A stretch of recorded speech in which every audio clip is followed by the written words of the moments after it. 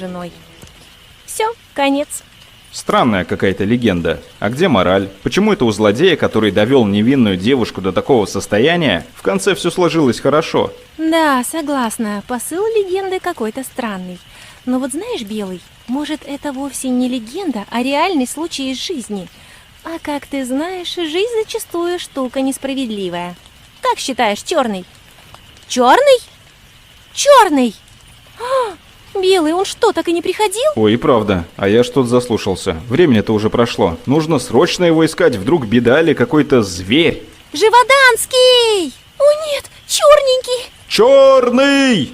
Черный! Да чё разорались? Иду я, иду. Ох, хвала усам. Я уж думала, тебя монстры скрутили. Да какие, блин, монстры, в говно наступил.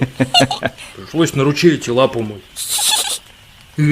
Вам лишь бы поржать. Лучше бы помогли вычислить этого наглеца, что на тропе мину оставил. На, Белый, лапу нюхни мою. Фу, ты чё? А вы, мадам, не хотите ли помочь товарищу в нелегком деле, а? Не-не, я пас.